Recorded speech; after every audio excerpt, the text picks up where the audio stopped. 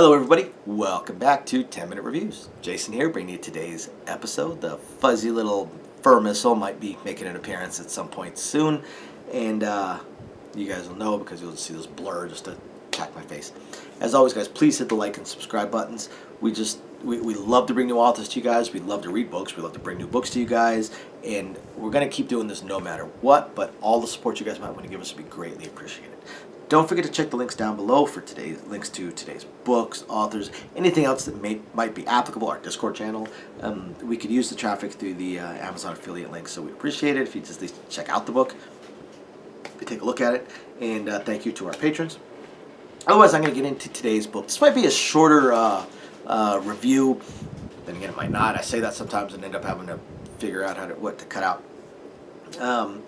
Because I don't want to give away spoilers, and I really can't because there's so much involved in this particular book. But I want to talk about Time Troopers. Time Troopers just came out this month, I believe, and like a lot of the books well, not a lot, but I seem to have at least one a month book similar to this. It's a collection of stories. It's a collection of science fiction stories from some of the greatest science fiction authors to have ever written.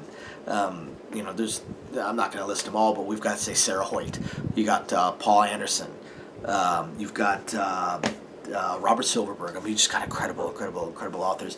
And this collection, they're not original short stories. It's a compilation of short stories. Some of these are 30, 40, 50 years old. These were written by these fantastic authors quite some time ago. Some of them are within universes that these authors have already established. Others are independent short stories, short-ish stories. One of the great things about these short story compilations is that they're the perfect type of book for, say, reading at work or things along those lines. You know, you've got your 30-minute break, your hour-long lunch break, and a short story compilation book is great because you can actually read an entire story in your break, so you're not thinking about what comes next throughout the rest of the day, or run to the bathroom so you can read 2 more pages, because I've never done anything like that.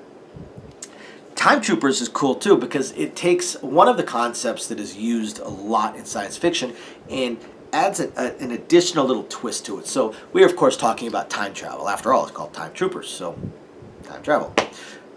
Only they look at it, instead of looking at it the way a lot of movies and a lot of other books look at time travel, all these stories look at time travel in more of a scenario of what if time travel existed and how would it be used militarily?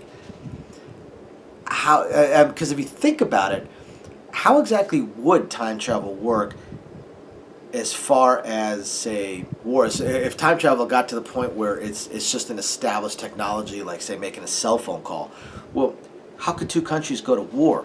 Because if one of them lost a battle, well, they'll go back in time to an hour before the battle and change their battle plans. But then now they win, so the other country goes back in time, say an hour before. And, you could get in this kind of infinite cycle. How would that work? What about, does it create, every time you branch it, does it create time branches, which creates different worlds, different alternate worlds, which is a plot in a lot of time travel, or theory in a lot of time travel. How would it work? How would it work militarily? How would it work tactically? And this book just takes some of these utterly fantastic authors and takes their twist on it. They each had written in various times throughout their lives a short story on time travel. Some of them have entire series on time travel, these time travel authorities or time travel militaries. But these short stories are great because they look at so many of these what ifs, and some of them are really, really, really cool. Some of them are written about just recruiting. Because, I mean, if you think about it, if you have time travel ability and you're in some kind of major war, you could recruit everywhere. Because you have the technology to train, of course, and bring people up. You can kind of bootstrap people up to modern technology. So, imagine you're in a world and, you're in a war and you've got, our modern type equipment, and you're trying to recruit for, say, your special forces. Well, why not go back and recruit a couple of Spartans? Why not go back and recruit a couple of Roman legionnaires? Why not, go back and recruit a couple of heroes from the Foreign Legion, from the Gurkhas, from, Miyamoto Musashi, want to go back and recruit Doc Holliday. You can go back, you can recruit the best of the best, and then train them up. So recruiting is certainly one thing that's talked about a lot. In addition, how would it work? Let's say you worked for them. How does that work? How does it work working for a recruiter, working for a time travel agency? How would it work with, say, taking a vacation? That actually comes up in one of the short stories. Take a vacation, and I want to take a vacation in the Jurassic period.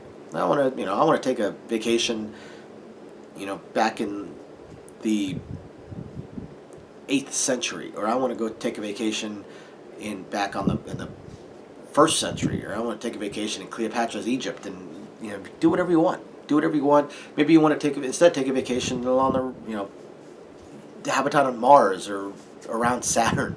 Just go into the future.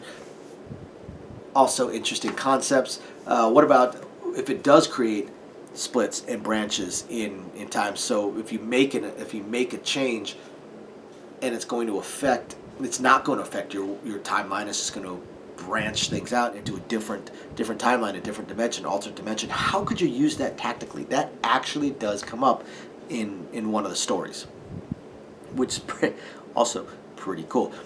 What about the more evil side of it? More evil side of it, you've got the time travel ability, but maybe you're lying about it. Maybe you're using it for different ends than you are presenting it. How would that work? That also comes up. And then sometimes you just have stories. You just have a short story of just a time traveling person just telling stories, telling the equivalent of shooting the shit in the bar.